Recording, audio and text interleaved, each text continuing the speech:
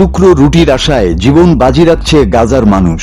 শিশুর কান্না, মায়ের আহাজারি আর অনাহারে ঢলে পড়া মানুষের অসহায় দৃষ্টি, সবকিছুই যেন মানব সভ্যতার চরম ব্যর্থতার প্রতিচ্ছবি। যেখানে খাবার হবার কথা ছিল বেঁচে থাকার প্রতীক, সেখানেই লুকিয়ে আছে মৃত্যু। ক্ষুধাকেই ইসরায়েল পরিণত করেছে একটি পরিকল্পিত গণহত্যার অস্ত্র হিসেবে। সারি সারি খাবার সাজিয়ে রাখা হয়েছে ত্রাণ কেন্দ্রে। ক্ষুধার জ্বালায় পাগলের মতো ছুটে গিয়ে অনাহারী মানুষ যখন জড়ো হচ্ছে খাবারের লাইনে, তখনই শুরু হয় বেপরোয়া গুলি। খাবারের নামে গাজায় এভাবেই মানুষ মারার ফাঁদ পেতেছে বর্বর ইসরায়েলি বাহিনী। আর এই ফাঁদে সবচেয়ে বেশি মৃত্যু ঘটছে শিশুদের। গাজায় এখন বোমার চেয়েও ভয়ঙ্কর হয়ে উঠেছে ক্ষুধা।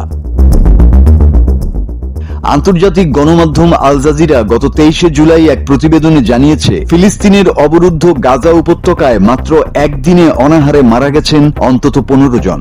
মৃতদের মধ্যে মাত্র 6 সপ্তাহ বয়সী এক নবজাতক শিশু রয়েছে। 6 সপ্তাহ বয়সী ওই শিশুর নাম ইউসুফ আবু জাহির। দুধের অভাবে তার মৃত্যু হয়। মূলত দীর্ঘদিন ধরেই ক্ষুধা দারিদ্র্যের মুখোমুখি উপত্যকাটিতে সংকট আরও ভয়াবহ রূপ নিচ্ছে বলে জানিয়েছেন সেখানকার স্বাস্থ্য কর্মকর্তারা।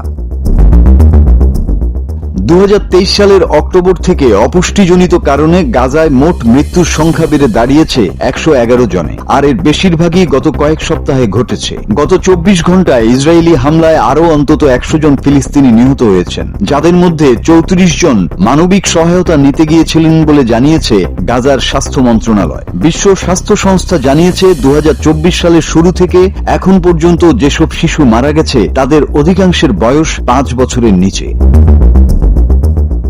চলতি বছর মার্চ থেকে মে মাস পর্যন্ত প্রায় 80 দিন তারা গাজায় কোনো খাদ্য সামগ্রী পৌঁছতে পারেনি। বর্তমানে কিছু খাদ্য সহায়তা পাঠানো শুরু হলেও প্রয়োজনের তুলনায় অনেক কম। এক যৌথ বিবৃতিতে 111টি আন্তর্জাতিক সংগঠন জানিয়েছে, গাজায় এখন গণ অনাহারের পরিস্থিতি চলছে, অথচ সীমান্তের বাইরে বিপুল পরিমাণ খাদ্য, পানি ও ওষুধ মজুদ থাকলেও সেগুলো প্রবেশ করাতে পারছে না সাহায্য সংস্থাগুলো।